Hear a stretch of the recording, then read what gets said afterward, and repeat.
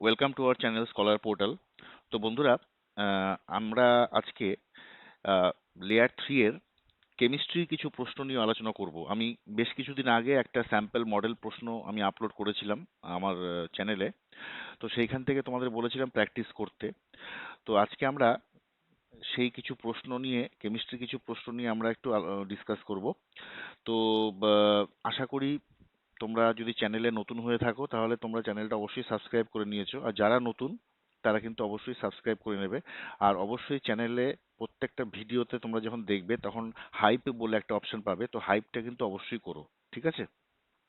যাই হোক, তো আমরা চলো কেমিস্ট্রি কিছু প্রশ্ন, লেয়ার 3 রিলেটেড প্রশ্ন নিয়ে আমরা একটু আলোচনা করি। ওকে, দেখো, প্রথম যে প্রশ্নটা আছে সেই প্রশ্নটা হলো, যদিও সোনা বা রূপো বায়বীয় জারণের জন্য দস্তা বা নিকেলের তুলনায় অনেক বেশি নিষ্ক্রিয়, তবুও মরিচা প্রতিরোধক তড়িৎলেপনের জন্য সোনা বা রূপো ব্যবহার করা হয় না। ঠিক আছে? মরিচা প্রতিরোধক যে তড়িৎলেপন করা হয় তার জন্য কিন্তু সোনা বা রূপো কিন্তু ব্যবহার করা হয় না, যদিও বলা হয়েছে সোনা বা রূপো বায়বীয় জ্বালানোর জন্য এরা কিন্তু অনেক বেশি নিষ্ক্রিয়। ঠিক আছে, কিন্তু কেন সোনা বা রূপো ব্যবহার করা হয় না, চলো আনসারটা দেখে নেওয়া যাক। দেখো, বলা হয়েছে সোনা ও রূপো খুব দামি ধাতু, তাই সাধারণ ধাতুকে আবরণ দেওয়া অর্থনৈতিক নয়। ঠিক আছে, কারণ আমরা জানি যে সোনা বা রূপোর কিন্তু ভ্যালু অনেক বেশি, মানে দামটা কিন্তু অনেকটাই বেশি। ঠিক আছে, তারপরে নেক্সট দেখো, এই পয়েন্ট পয়েন্ট করে এখানে যে প্রশ্নের যে উত্তরগুলো আছে না, উত্তরগুলো তোমরা একটু ভালোভাবে দেখবে যে কিভাবে লেখা হচ্ছে। পরীক্ষায় কিন্তু এইভাবেই কিন্তু লিখতে হবে, পয়েন্ট ওয়াইজ এবং টু দি পয়েন্ট লিখতে হবে, তবেই তুমি কিন্তু আনসার, তবেই কিন্তু তুমি মার্কসটা পাবে। নেক্সট দেখো, বলা হচ্ছে মরিচা প্রতিরোধে, যা মরিচা প্রতিরোধে এবার স্যাক্রিফিসিয়াল কোটিং, হ্যাঁ, যেমন ধরো দস্তা, এটা কি আমি আলোচনা করছি। মরিচা প্রতিরোধে কিন্তু যেমন দস্তা ব্যবহার করা হয়, দস্তা লোহাকে রক্ষা করতে নিজে ক্ষয় হয়, কিন্তু সোনা বা রূপো নিষ্ক্রিয় ধাতু, তাই এভাবে লোহাকে কিন্তু রক্ষা করা যায় না। এটা একটা ইম্পর্টেন্ট পয়েন্ট। নেক্সট দেখো, উপরিভাগের যে আবরণ কোথাও ফেটে গেলে সোনা বা রূপো ক্যাথোডের মতো আচরণ করে। ঠিক আছে, এবং লোহা অ্যানোডে পরিণত হয়, ফলে ওই অংশের লোহা আরো দ্রুত কিন্তু ক্ষয়প্রাপ্ত হয়। তাই এই ক্ষেত্রে কিন্তু আমি তড়িৎ লেপনের জন্য সোনা বা রূপো ব্যবহার করতে পারবো না। তো এই তিনটে যদি পয়েন্ট তুমি দাও, তারপর তুমি লিখছো, তাই মরিচা প্রতিরোধের জন্য সোনা বা রূপো ব্যবহার না করে দস্তা, নিকেল ইত্যাদি সস্তা ও কার্যকর ধাতু ব্যবহৃত হয়। এইভাবে তুমি আনসারটাকে কম্প্যাক্ট করবে এবং পরীক্ষার খাতায় লিখবে। তোমাদের কিন্তু কোশ্চেন বুকলেটের মধ্যে আনসার থাকে, তাই তোমাদের কিন্তু এইভাবেই কিন্তু টু দি পয়েন্ট লিখতে হবে, বেশি কিন্তু লেখার কোনো স্কোপ নেই, জায়গা নেই। ঠিক আছে, তা না হলে কিন্তু তোমরা হয়তো লেখা শুরু করলে পরে জায়গার অভাবে হয়তো ইম্পর্টেন্ট পয়েন্টটাই বাদ চলে গেল। এই জিনিসটা যেন না হয়। ঠিক আছে, তো এবার দেখো, তোমাদেরকে বলি যে স্যাক্রিফিসিয়াল কোটিংটা কি অ্যাকচুয়ালি। তো দেখো, এটা হচ্ছে যখন মূল ধাতুকে, যেমন ধরো লোহা, এটাকে রক্ষা করার জন্য তার উপরে এমন একটা ধাতুর আবরণ দেওয়া হয় যে ধাতুটি লোহা থেকে বেশি সক্রিয়। ঠিক আছে, বা ইলেকট্রোপজিটিভ যাকে যদি বলি, তাহলে তাকে বলা হয় স্যাক্রিফিসিয়াল কোটিং। অর্থাৎ আবরণ দেওয়া ধাতুটি আগে জারিত হবে, মানে ক্ষয়প্রাপ্ত হবে এবং লোহাকে রক্ষা করবে। এবার লোহার উপর দস্তার আবরণ দেওয়া হলে দস্তা আগে জারিত হয় আর লোহা কিন্তু অক্ষত থাকে। ঠিক আছে, তাই এটাকে বলা হচ্ছে স্যাক্রিফিসিয়াল কোটিং। ফাইন, চলো নেক্সট প্রশ্ন দেখি।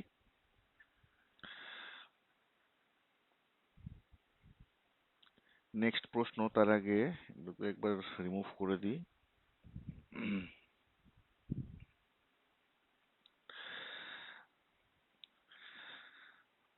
ওকে, নেক্সট প্রশ্ন দেখো, বলা হচ্ছে একটা রাসায়নিক বিক্রিয়ার জন্য ক্লোরাইড মূলক, একটা রাসায়নিক বিক্রিয়ার জন্য ক্লোরাইড মূলক ক্লোরাইড মূলক মুক্ত জলের নমুনা প্রয়োজন।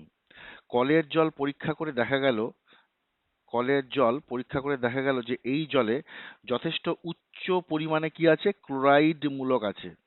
কিভাবে এই জল থেকে ক্লোরাইড মুক্ত জল প্রস্তুত করা সম্ভব, প্রাসঙ্গিক রাসায়নিক সমীকরণটি লেখো। ঠিক আছে, এটা ছিল প্রশ্ন। তো এটার দেখো আনসারটা কি হবে।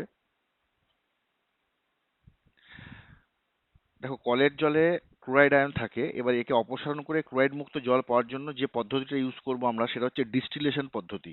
ওকে, এই ডিস্টিলেশন পদ্ধতি প্রক্রিয়াটা কি, জলকে প্রথমে উত্তপ্ত করতে হবে এবং শুধু বিশুদ্ধ জলীয় বাষ্প বের করা হয়। ওকে, তারপর ক্লোরাইড আয়ন যেহেতু বাষ্পীয় না, তাই তাই সেটা কি হচ্ছে, ও তোমার নিচে থিতিয়ে পড়ছে। ওকে, নিচে নিচে থেকে যায়। এবার এই বাষ্পকে যদি আমরা ঠান্ডা করে যদি কনডেন্স করি, তাহলে যে জল পাওয়া যায় তা হলো ক্লোরাইড মুক্ত বিশুদ্ধ জল। ওকে, এটাই হচ্ছে সিম্পল উত্তর। তার সাথে কি হলো, একটা রাসায়নিক সমীকরণ বা রিয়াকশনটা তুমি দিয়ে দাও। একটা কথা বলি যে এই ধরনের প্রশ্ন যখনই অ্যাটেন্ড করবে, অবশ্যই যদি কোনো সমীকরণ থাকে, সেটা ব্যালেন্সড ইকুয়েশন হোক বা তুমি বিক্রিয়াটা জাস্ট অ্যারো দিয়ে বোঝাতে পারো, যদি এরকম থাকে তাহলে আনসারটা দিয়ে দেবে। তাহলে কিন্তু সেই ক্ষেত্রে এক্সামিনারও খুশি হবেন এবং তুমিও ফুল মার্কসটাই পাবে। ঠিক আছে? তো এই প্রশ্নটা আশা করি তোমরা বুঝতে পেরেছো। আমি নেক্সট যে প্রশ্ন আছে, নেক্সট প্রশ্নে আমি যাচ্ছি। দেখো, নেক্সট যে প্রশ্নটা রয়েছে, আচ্ছা, এর লাস্টে এটা লিখে দেবে যে এইভাবে ডিস্টিলেশন প্রক্রিয়ায় কলের জল থেকে ক্লোরাইড মুক্ত জল প্রস্তুত করা যায়। ঠিক আছে? আচ্ছা, নেক্সট প্রশ্ন দেখো, বলছে আমরা কি Fe2SO4 অর্থাৎ ফেরিক সালফেট এর জায়গায় Fe2S3O2 হিসাবে ফেরিক সালফেটের সংকেতটাকে লিখতে পারি?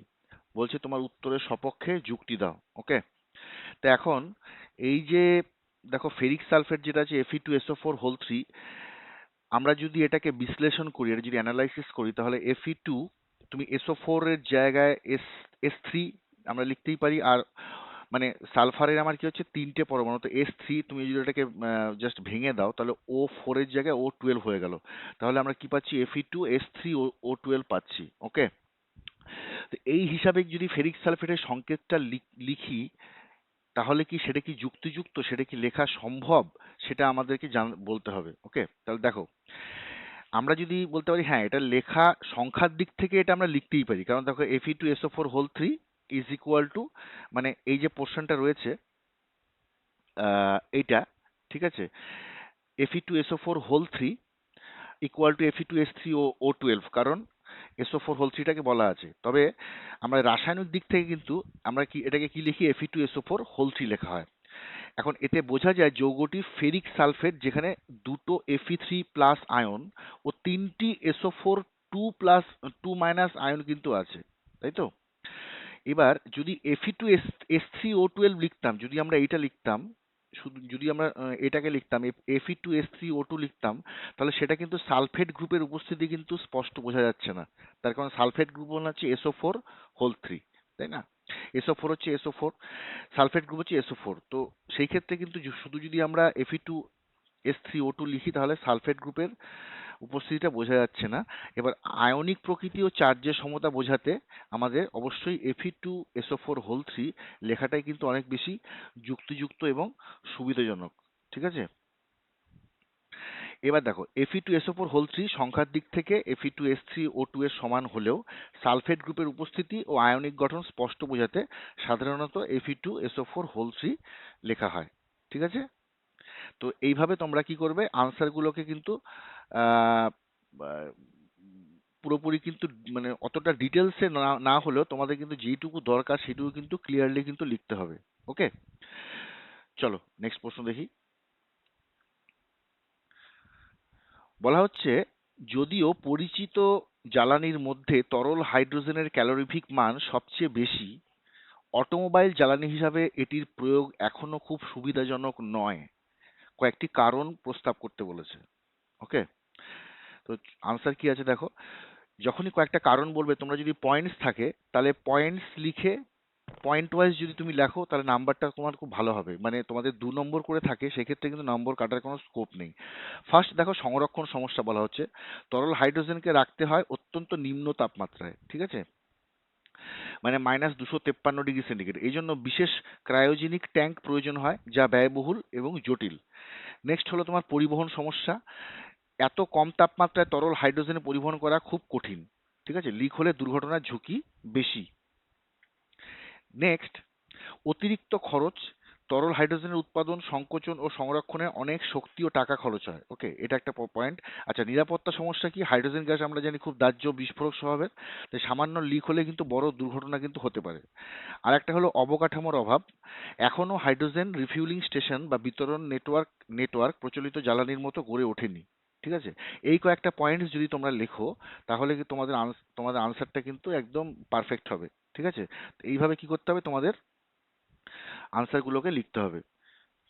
তো চলো নেক্সট দেখি তাহলে এখানে। এবং প্রত্যেকটা আনসার দেখো লেখার পর লিখবে তাই, যে লাস্টের শেষে কিন্তু মেন আনসার কোশ্চেন যেটা চেয়েছিল সেটা লিখে দেবে। তাই তরল হাইড্রোজেনের ক্যালোরিফিক মান সর্বাধিক হলেও অটোমোবাইল জ্বালানি হিসাবে এর ব্যবহার এখনো খুব সুবিধাজনক নয়। ওকে, নেক্সট দেখো, সালোক সংশ্লেষের সময় সূর্যালোকের উপস্থিতিতে গ্লুকোজ গঠনের সামগ্রিক বিক্রিয়া সমিত সমীকরণ বা ব্যালেন্সড ইকুয়েশন দাও। এই বিক্রিয়ায় ক্লোরোফিলের ভূমিকা কি? খুব সিম্পল প্রশ্ন।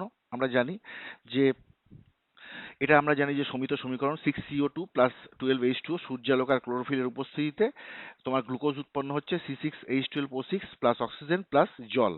সরল আকারে আমরা এটা লিখতে পারি। ওকে, এবার এখানে ক্লোরোফিলের ভূমিকাটা কি? সূর্যালোক শোষণ করে, আলোককে রাসায়নিক শক্তিতে মানে এটিপি ও NADPH, তাই তো, নিকোটিনামাইড অ্যাডিনাইন ডাইফসফেট এই রূপান্তরিত করে। তারপর ইলেকট্রন উত্তেজিত করে বিক্রিয়া শুরু করে দেয় এবং জলের যে আলোক বিশ্লেষণ বা ফটোলাইসিস হয়ে ঘটিয়ে কিন্তু অক্সিজেন উৎপন্ন করে। তো এই যে পয়েন্টসগুলো রয়েছে এই পয়েন্টসগুলোকে তোমরা কি করছো, পয়েন্ট ওয়াইজ লিখে দিচ্ছ এবং উইথ ব্যালেন্সড একটা ইকুয়েশন। তো এইভাবে তোমাদের পরীক্ষার খাতায় কিন্তু লিখতে হবে লেয়ার 3-তে। ওকে, এই এই ধরনের প্রশ্নই কিন্তু তোমাদের আসবে। তোমরা কিন্তু লাইফ সায়েন্সটাকে খুব ভালোভাবে প্রিপেয়ার করবে, কারণ লাইফ সায়েন্স আর ম্যাথামেটিক্সে তোমাদের কিন্তু ম্যাক্সিমাম নাম্বার তুলতে হবে। ফিজিক্যাল সায়েন্সটা আনপ্রেডিক্টেবল, কি ধরনের প্রশ্ন আসবে আমরা জানি না। 5টা ফিজিক্সের প্রশ্ন থাকবে, 5টা কেমিস্ট্রির প্রশ্ন। তার মধ্যে আমি তোমাদের অ্যাডভাইস করেছিলাম, সাজেস্ট করেছিলাম যে কোনো প্রশ্নই কিন্তু ছেড়ে আসবে না, কিছু হলেও তোমরা লিখে আসবে। ঠিক আছে? তো যাই হোক, কারণ এখানে কোনো নেগেটিভ মার্কিং থাকে না, এটা শর্ট ডিসক্রিপটিভ টাইপ আনসার। ওকে, যাই হোক, তো এই ছিল আমাদের প্রশ্নগুলো। ঠিক আছে, এইবার তোমাদের এই যে 5টা প্রশ্ন আমরা ডিসকাস করলাম, এবার আমি একটা তোমাদের কোশ্চেন দিচ্ছি। ঠিক আছে, সেই কোশ্চেনটা তোমরা কি করবে, কমেন্ট বক্সে তোমরা যা জানো বা যেটা তোমাদের মনে হয় ওটাকে আনসারগুলো তোমরা কমেন্ট বক্সে দাও। ঠিক আছে, আমি চেক করে জানাবো যে এই আনসারটা ঠিক আছে কিনা। ওকে, তো কোশ্চেনটা হলো, তোমরা লিখে নিও। আ- অবশ্যই তোমরা খাতায় যেগুলো যেগুলো করানো হচ্ছে এখানে বা হোয়াটসঅ্যাপ গ্রুপে যাই করানো হচ্ছে তোমরা কিন্তু সব লিখবে এবং সলিউশন যেগুলো ওগুলো প্র্যাকটিস করবে। পরীক্ষার আগে অবশ্যই কিন্তু রিভিশন দিতে হবে। প্রশ্নটা হলো, বলা হচ্ছে একটা শিল্প কারখানায় ব্যবহৃত জলের নমুনা পরীক্ষায় দেখা গেল তাতে প্রচুর পরিমাণে ক্যালসিয়াম এবং ম্যাগনেসিয়াম আয়ন আছে। ভালোভাবে বুঝবে, এই কারণে জলটি কি হচ্ছে শক্ত জল বা হার্ড ওয়াটারে পরিণত হয়েছে। প্রশ্ন হলো কিভাবে এই জলকে নরম জল, যাকে সফট ওয়াটার বলা হচ্ছে, নরম জলে রূপান্তর করা হয় এবং প্রয়োজনীয় রাসায়নিক সমীকরণটা লিখতে বলেছে। ওকে, এইটা হলো তোমাদের টাস্ক। এইটা তোমাদের আনসার করতে হবে, কমেন্ট বক্সে জানাবে, আমি পরে চেক করে নেব। ঠিক আছে? তো আজকের ভিডিওটা এই পর্যন্তই ছিল। ভিডিওগুলো সব পুরোপুরি দেখো, কেউ তোমরা স্কিপ করে কিন্তু দেখো না। ওকে, চ্যানেলটা সাবস্ক্রাইব করে নিও যাতে আমাদের ভিএসও রিলেটেড আরো কিছু ভিডিওতে আমি physics, chemistry, life science, mathematics সবই আমি আহ, দিতে থাকবো পিরিয়ডিক্যালি তোমাদের এক্সামের আগে পর্যন্ত। তোমরা কিন্তু এগুলোকে ভালোভাবে প্র্যাকটিস করবে। আশা করি মূল পরীক্ষায় তোমরা অনেক বেনিফিট পাবে এইভাবে। আর ভালোভাবে পড়াশোনা করো, বইগুলো খুব ভালোভাবে প্র্যাকটিস করো, ম্যাথামেটিক্স প্র্যাকটিস করো। ঠিক আছে, চলো, all the best for your layer 3 exam. খুব ভালোভাবে পড়াশোনা করো। ওকে, থ্যাংক ইউ।